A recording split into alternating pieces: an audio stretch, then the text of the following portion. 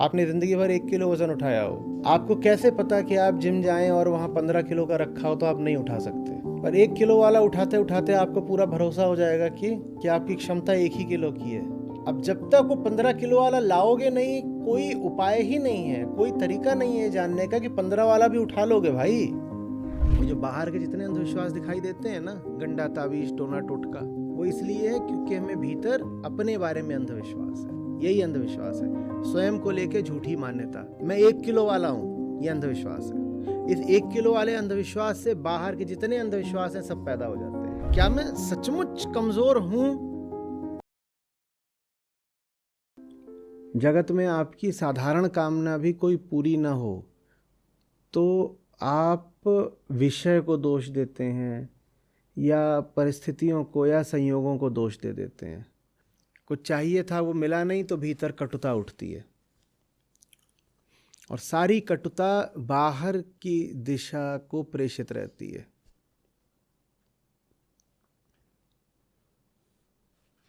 इंद्रियां बाहर को ही देखती हैं, जिसे पाना है वो भी बाहर है, और नहीं पाया तो कारण भी बाहर ही है। जैसे कोई गाड़ी चला रहा हो और उसकी नज़र बस बाहर की दिशा में रही हो, वो कभी आगे देख रहा है, कभी रियर व्यू पीछे देख रहा है, और आज तक उसने ये देखा ही नहीं कि उसकी गाड़ी में पहले गियर के अलावा तीसरा चौथा पांचवा कभी छठा भी है।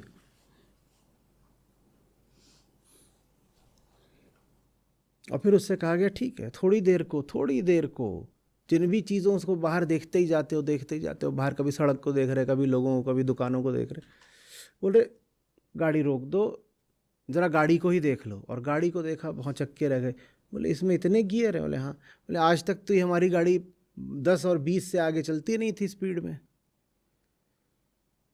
ये 100 पे चलेगी? कहीं हाँ चलेगी। आप ही विस्मित रह जाओगे कि आप न उतने छोटे हो जितना अपने आप को जानते थे, न उतने कमज़ोर हो, और न उतने भय की कोई ज़रूरत है। साहस कोई अवस्था नहीं होती, अवस्था भय की होती है। भय की कृत्रिम अवस्था के हटने पर जो सहजता बाकी रह जाती है उसको ही साहस बोलते हैं। साहस जगाने का अर्थ बस इतना ही होता है कि भय को अनावश्यक देख लिया कि वो 10 की स्पीड आवश्यक नहीं है।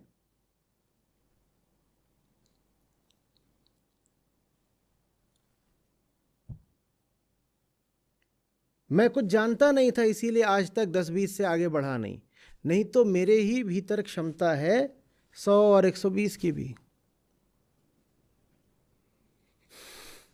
साहस किसी विशेष मानसिक स्थिति का नाम नहीं होता, साहस किसी उत्तेजना का नाम नहीं होता। उत्तेजना तो भय होता है। हाँ, भय के फलस्वरूप कई बार एक विपरीत उत्तेजना पैदा होती है जिसको लोग साहस समझ लेते हैं। वो साहस नहीं है, वो साहस जैसी चीज़ दिखती है पर वो मूलतः भय ही है। कई बार आदमी बहुत डर जाए तो वो ऐसा बर्ताव करने लग जाता है जैसे कि वो डरा नहीं है, पर वो जो बर्ताव है वो भी है डर ही, उसको साहस नहीं बोलते। वास्तविक साहस कोई स्थिति नहीं है विशेष, वो भय की स्थिति का अभाव है। भय नहीं रहा तो जो सहज स्थिति आ गई वही असली और शुद्ध साहस है, और वो साहस पता नहीं चलता। उस साहस में कुछ खास नहीं होता, वो सहज साहस होता है। लेकिन हमको पारंपरिक तौर पे जो साहस बताया गया है उसमें बड़ी असहजता होती है। आपसे कहा जाए कि किसी साहसी व्यक्ति की तस्वीर दिखाइए तो आप कोई सहज चेहरा नहीं दिखा पाएंगे। आप अभी जैसे सब बैठे हुए हैं, सबके चेहरे सहज हैं। आपसे कहा जाए कि साहसी आदमी का दिखाइए चेहरा, तो आप ये नहीं कहेंगे जैसा है मेरा है ऐसा ही होता है, ऐसे आप नहीं कहेंगे। तो साहसी आदमी का चेहरा आप कैसा बनाएंगे?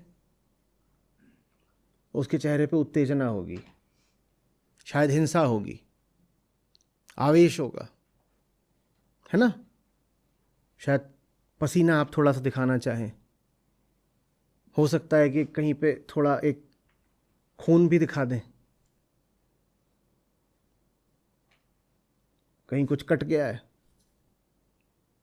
वो चेहरा वैसा कोई दिखाया जाए आपको कि लाल लाल आंखें करके, और आमतौर पे वो चेहरा किसी पुरुष का होगा, लाल लाल आंखें करके और खून भी है, पसीना भी है, और प्रतीत हो रहा है जैसे चिंघाड़ रहा हो बिल्कुल, तो आप कहेंगे ये साहस है, ये साहस है ना? बुद्ध की मूर्ति दिखा दी जाए, वो चुपचाप बेचारे बैठे हुए हैं, उस चित्र का संबंध आप साहस से नहीं जोड़ेंगे, या जोड़ेंगे? नहीं जोड़ेंगे ना। ये किसी लड़ाके का आपको दिखा दिया जाता है, उसको आप क्या बोलते हो? साहसी नहीं, वो गलत बात है। जो चिंघाड़ रहा है, जिसके पसीने आ रहे हैं, ये सब है, वो आवश्यक नहीं है कि साहस हो। ज़्यादा संभावना यही है कि वो बस एक डर की विपरीत स्थिति है, वो डर के ही सिक्के का दूसरा पहलू है।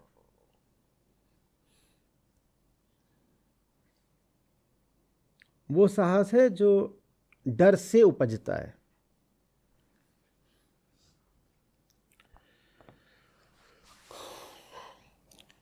और ज्ञानियों के चेहरे पर आपको जो सहज स्थिति दिखाई देती है, वो डर का अभाव है। एक साहस है जो डर से ही पैदा होता है, और एक साहस है जो डर के मिटने पर प्रकट होता है। वहाँ प्रकट होने कुछ नहीं, जो आपकी सहजता है वही साहस है, वो असली साहस होता है। तो घूंघट का पट कैसे हटाना है? घूंघट अगर डर है तो कैसे हटेगा डर? डर को अनावश्यक जान करके। डर को अनावश्यक आपने जान लिया, आप साहसी हो गए। डर को अनावश्यक कैसे जाना जाएगा? हमने कहा साहस ऐसी चीज़ है जो जब खतरा सामने आए तभी पता चलती है। अच्छा, मुझ में इतना दम था, मुझे तो पता ही नहीं था, मुझे तो पता ही नहीं था।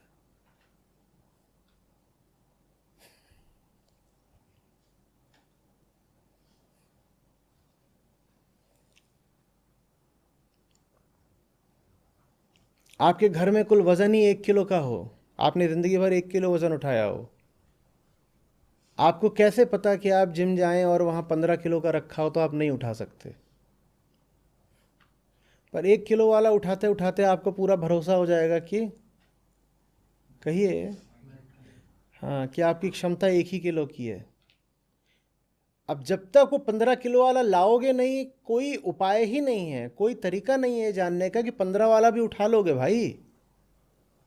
साहस वही चीज़ है। अगर परखोगे नहीं तो मान्यता मानने पर मजबूर हो जाओगे ना। मैं 1 किलो से आगे जा ही नहीं सकता, ये क्या है? मान्यता। और इसमें बड़ा विश्वास आ जाता, वही बोल रहा हूं, आत्मविश्वास, जबरदस्त विश्वास। क्यों तुम्हें इतना विश्वास है?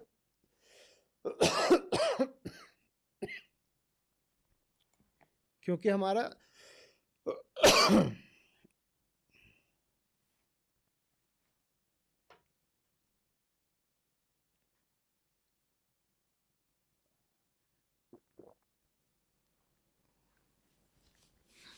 क्यों इतना विश्वास है कि 1 किलो से आगे कोई उठा नहीं सकते? हमारा 10 साल का अनुभव है। 10 साल का अनुभव है। अनुभव झूठा होता है कोई? हमारे पास रिकॉर्डिंग है, हम आपको दिखाएंगे। क्या दिखाओगे रिकॉर्डिंग में? कि 1 किलो वजन उठा रहे हैं। अनुभव यही तो बता सकता है ना कि तुमने क्या किया। अनुभव ये थोड़ी बता सकता है तुमने क्या क्या नहीं किया लेकिन कर सकते थे। वो अनुभव कैसे बताएगा बाबा? अनुभव की सीमा समझिए। अनुभव माने ज्ञात, और आपकी संभावना है परम अज्ञात, अज्ञेय, जो अभी खोजी ही नहीं गई। और अनुभव माने वो उतना सा क्षेत्र आपकी चेतना का जिसको आपने देख लिया है।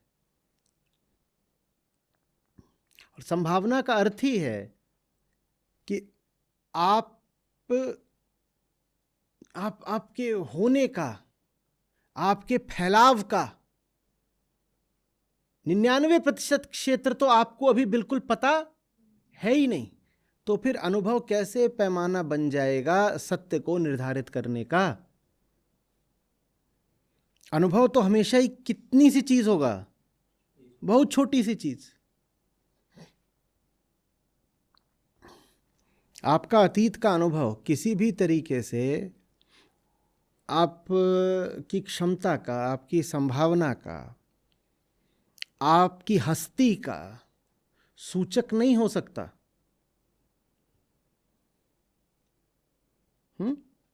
फिर सोचिएगा, घर में 1 किलो से ज्यादा कोई वजन था, उठाया या नहीं? नहीं था ही नहीं।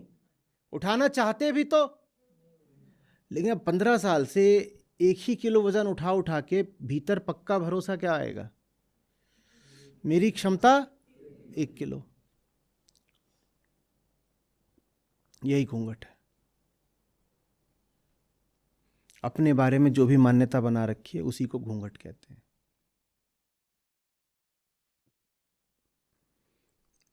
कैसे हटती है वो मान्यता?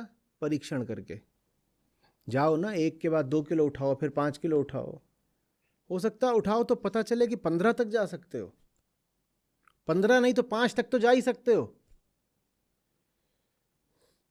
फिर चौंकता है आदमी, कहता ये हो सकता था, हम माने बैठे थे कि हो ही नहीं सकता। आजमाने की देरी थी, आजमाया तो हो गया। पर अगर अपनी मान्यता पर ही बैठे रहते तो हम कभी आजमाते ही नहीं। क्योंकि मान्यता कभी ये थोड़ी बोलती है मान्यता हूं, बोलती है सत्य हूं, बोलती है प्रमाणित हूं, बोलती है आखिरी हूं, पक्का है। मान्यता ऐसे बात करती है ना। तो उस पर ही बैठे रहते तो कभी आजमाने की नौबत ही नहीं आती। इसीलिए अध्यात्म हो ही नहीं सकता बिना प्रयोग के। आत्म अनुसंधान बिना प्रयोग और परीक्षण के संभव नहीं है। नहीं करोगे प्रयोग परीक्षण तो अंधविश्वास में फंसना ही पड़ेगा। जो बाहर के जितने अंधविश्वास दिखाई देते हैं ना, गंडा ताबीज टोना टोटका, वो इसलिए है क्योंकि हमें भीतर अपने बारे में अंधविश्वास है। यही अंधविश्वास है, स्वयं को लेके झूठी मान्यता। मैं 1 किलो वाला हूं, यह अंधविश्वास है। इस 1 किलो वाले अंधविश्वास से बाहर के जितने अंधविश्वास हैं सब पैदा हो जाते हैं। तो जो लोग लगे रहते हैं अंधविश्वास के उन्मूलन वगैरह में, कि किस तरीके से लोगों में एक वैज्ञानिक दृष्टि लाएं, अंधविश्वास हटाएं, लोग ये मानते हैं वो मानते हैं। कोई कह रहा है फलाने दिन नाखून नहीं काटने चाहिए, फलाने दिन लोहा नहीं खरीदना चाहिए, फलाने दिन ये नहीं, बोले ये। वो जो बाहरी अंधविश्वास है वो कहाँ से आता है? भीतरी अंधविश्वास से। और भीतरी अंधविश्वास कहाँ से आता है? शारीरिक वृत्ति से आता है, सामाजिक सीख से आता है, और उम्र ने आपको जितने अनुभव दिए होते हैं उनसे आता है। वही सब घूंघट है। घूंघट का अर्थ ही है जहां सत्य नहीं है वहां भी सत्य को देख लेना। ये जो घूंघट वाली है, मुझे लगता है इसने ऐसे घूंघट जो डाल रखा है ना, यहाँ घूंघट में ही सामने एक अपने पसंद की कोई तस्वीर चिपका रखी होगी। वो कहती होगी घूंघट थोड़ी है, यही तो पिया है। घूंघट बना ही रहता है खुद ही पिया बन के। आंखों के सामने क्या है हर समय? पिया है। घूंघट में ही भीतर पिया की तस्वीर चिपका लो, घूंघट ही पिया है।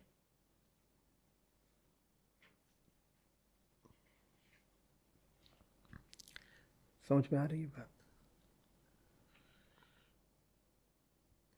है शब्द अपने आप अपने बारे में बहुत बहुत विचार से इस्तेमाल करना चाहिए। है और हूँ, है और हूँ, अपने बारे में हूँ और बाहर की दुनिया में है, ये दो बहुत विचार से इस्तेमाल हो। बाहर किसी भी चीज़ को मत कहो कि है नहीं, लगता है। अपने बारे में आसानी से मत बोल दो कि मैं ऐसा हूँ या ऐसी हूँ, ऐसे हो नहीं, ऐसा मान रखा है। क्या हो इसका तो अभी कुछ पता है नहीं आपको। इस स्वीकार से खोज की फिर शुरुआत होती है। खोज शुरू ही नहीं होगी अगर हूं पर बड़ा आत्मविश्वास है। क्या करना है खोज करके? मैं क्या हूं, मैं क्या चाहता हूं, मैं कहां जा रहा हूं, ये सब अगर पता ही है तो कौन सी खोज? खोज ही तब शुरू होती है जब हूं को लेकर के संदेह पैदा होता है। क्या मैं सचमुच कमजोर हूं? ये अब खोज की शुरुआत है। मैं कमजोर हूं, ये खोज का गला घोंट दिया।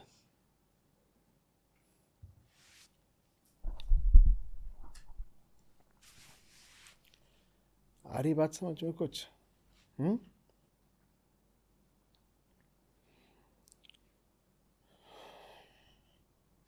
और आपने नहीं जानना चाहा, नहीं पूछना चाहा, तो इसमें जिम्मेदारी सिर्फ और सिर्फ आपकी है, किसी और की नहीं है, किसी और की नहीं है। क्योंकि क्षमता आपके पास है पूरी, उस क्षमता का आप इस्तेमाल ना करें तो कोई और कैसे जवाबदेह हो सकता है? तो कटु वचन मत बोल रहे। जैसे ही कटु वचन बोले वैसे ही खुद को निर्दोष साबित कर दिया। हम तो निर्दोष, हमने क्या किया है? गलती सब किसकी है? इसकी और उसकी और उसकी। समझ में आ रही है?